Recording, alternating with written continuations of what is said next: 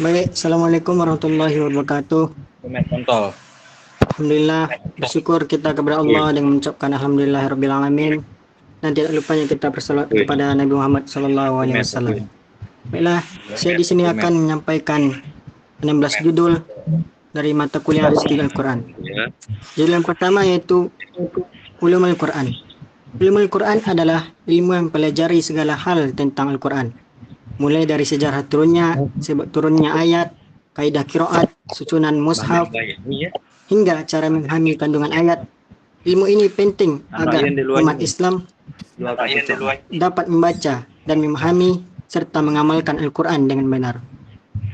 Berikutnya judul kedua yaitu tentang kesempurnaan dalam Al-Quran. Al-Quran disebut sempurna karena isinya lengkap dan menyeluruh sebagai pedoman hidup manusia. Ia membahas aspek akidah, ibadah, akhlak, hukum, serta ilmu pengetahuan. Sehingga setiap persoalan kehidupan memiliki rujukan dari Al-Quran. Kesempurnaan ini juga terlihat dari bahasa yang sangat indah dan susunan ayat yang harmonis. Judul yang ketiga yaitu konsep pendidikan dalam Al-Quran. Al-Quran menekankan pendidikan yang seimbang antara ilmu pengetahuan dan akhlak. Ia mendorong manusia untuk belajar, berpikir, dan mengamalkan ilmu yang bermanfaat, sekaligus menanamkan nilai moral, kesabaran, dan keimanan agar tercipta generasi yang berilmu dan berbudi pekerti. Berikutnya, konsep intertekstualitas dalam Al-Quran.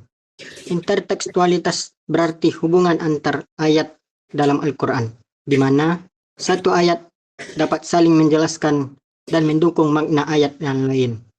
Konsep ini membantu dalam memahami konteks dan maksud ayat dengan lebih mendalam, sehingga tafsir tidak hanya terpaku pada suatu ayat secara terpisah. Berikutnya, fungsi perumpamaan dalam Al-Quran. Perumpamaan atau madhal digunakan Al-Quran untuk menjelaskan konsep abstrak dengan cara yang mudah dipahami manusia. Misalnya, Allah menggunakan perumpamaan cahaya dan kegelapan atau biji yang tumbuh menjadi pohon agar manusia bisa mencerna ajaran dengan lebih nyata dan relevan dengan kehidupan sehari-hari. Berikutnya, cara mengetahui asbabun nuzul. Asbabun nuzul adalah latar belakang atau sebab turunnya ayat Al-Quran atau sebab turunnya ayat Al-Quran. Cara mengetahuinya biasanya melalui hadis, riwayat sahabat, dan sejarah menyertai konteks ayat tersebut. Memahami asbabun nuzul sangat penting agar tidak terjadi kesalahan dalam penafsiran ayat. Berikutnya, Al-Quran sebagai sumber hukum Islam. Al-Quran merupakan sumber hukum utama dalam Islam. Semua aturan tentang ibadah, muamalah, akhlak, dan hukum pidana maupun perdata dapat diturunkan dari prinsip-prinsip Al-Quran. Hukum yang bersumber dari Al-Quran bersifat universal, adil, dan relevan sepanjang zaman. Berikutnya, peran asbabun nuzul dalam menafsirkan Al-Quran. Asbabun nuzul membantu menafsirkan Al-Quran dengan lebih tepat, dengan mengetahui kondisi dan kejadian yang melatar belakangi ayat. Seorang mufassir dapat menghindari tafsir yang salah dan memahami pesan yang Allah sampaikan sesuai konteks. Berikutnya, ada konsep takdir dalam Al-Quran. Takdir dalam Al-Quran adalah keyakinan bahwa segala sesuatu yang terjadi di alam semesta ini terjadi atas kehendak Allah SWT. Allah mengetahui, menulis, dan mengatur semua peristiwa sejak awal, baik yang besar maupun kecil, termasuk rezeki, kehidupan, dan kematian manusia. Berikutnya, ilmu qiraat dan pengaruhnya terhadap variasi makna. Ilmu qiraat mempelajari berbagai cara untuk membaca Al-Quran yang sah secara mutawatir. Perbedaan bacaan ini kadang menimbulkan variasi makna yang memperkaya pemahaman, tapi tidak mengubah inti ajaran. Ilmu ini penting untuk menjaga kemurnian bacaan Al-Quran. Selanjutnya yaitu kemukjizatan yang terdapat dalam Al-Quran.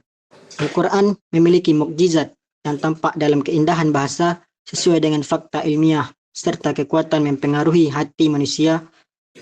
Mukjizat ini menunjukkan bahwa Al-Quran bukan hasil karya manusia, melainkan wahyu dari Allah Subhanahu wa taala yang sempurna. Selanjutnya, makna jihad dalam Al-Quran. Jihad berarti berusaha bersungguh-sungguh di jalan Allah, tidak hanya terbatas pada perang fisik, tetapi juga meliputi jihad melawan hawa nafsu, kezaliman, dan kebodohan. Jihad dalam Al-Quran adalah upaya untuk menegakkan kebenaran dan kebaikan dalam kehidupan sehari-hari. Berikutnya, peran keluarga dalam mengajarkan Al-Quran kepada anak sejak dini. Keluarga adalah lingkungan pertama yang membentuk kecintaan dan pemahaman anak terhadap Al-Quran, menghafal dan memahami ayat sejak dini. Anak akan tumbuh menjadi pribadi yang beriman dan terbiasa mengamalkan ajaran Al-Quran dalam hidupnya. Berikutnya, etika lingkungan dalam Al-Quran. Al-Quran menekankan pentingnya menjaga alam dan lingkungan hidup. Manusia diperintahkan memanfaatkan sumber daya dengan bijak, tidak merusak bumi, dan menjaga keseimbangan ekosistem sebagai amanah dari Allah SWT. Selanjutnya, kajian Al-Quran di tengah disrupsi digital. Di era digital, kajian Al-Quran menjadi lebih mudah diakses seperti melalui aplikasi, video, dan media sosial. Namun, disrupsi digital juga menuntut umat Islam agar cerdas untuk memilih sumber terpercaya, agar tidak salah memahami atau menyebar informasi yang keliru tentang Al-Quran. Dan yang terakhir adalah pendidikan akhlak dalam Al-Quran. Al-Quran menekankan pendidikan akhlak sebagai pondasi kehidupan. Nilai-nilai seperti kejujuran, sabar, kasih sayang, hormat kepada orang tua, dan tolong-menolong harus menjadi pedoman agar manusia dapat hidup secara harmonis dengan Tuhan, diri sendiri, maupun sesama manusia yang lain. Baiklah, sekian yang dapat saya sampaikan. Jika ada yang mau bertanya, silakan di WA.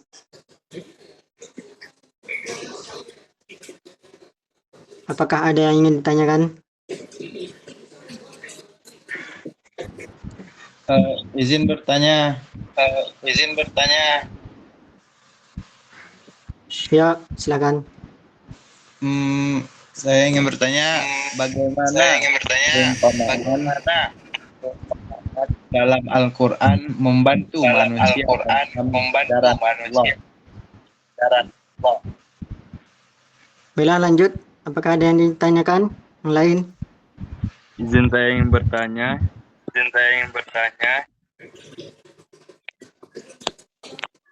Apa peran asbabun nuzul dalam menafsirkan ayat yang tampak samar atau multi interpretasi?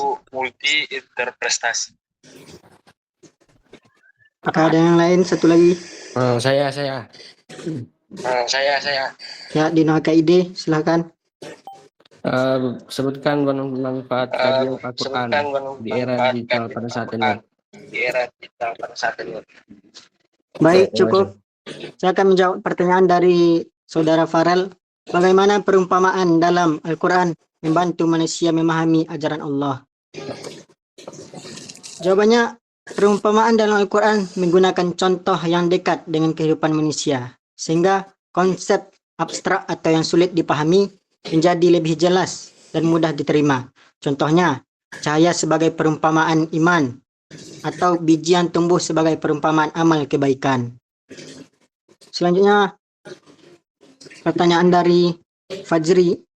Apa peran asbabun nuzul dalam menafsirkan ayat yang tampak samar atau multi interpretasi? Asbabun nuzul menjelaskan latar belakang turunnya ayat, sehingga tafsir menjadi lebih tepat dan sesuai konteks. Dengan mengetahui sebab turunnya ayat, seorang mufassir dapat menghindari salah tafsir atau pemahaman yang keliru. Berikutnya pertanyaan dari Dino, sebutkan 2 manfaat kajian Al-Quran di era digital. Manfaatnya yang pertama itu untuk mempermudah akses belajar Al-Quran melalui aplikasi, video, maupun media sosial lainnya. Yang kedua, agar memperluas penyebaran ilmu dan pemahaman Al-Quran ke masyarakat yang luas, sehingga lebih banyak orang dapat belajar kapan saja dan di mana saja.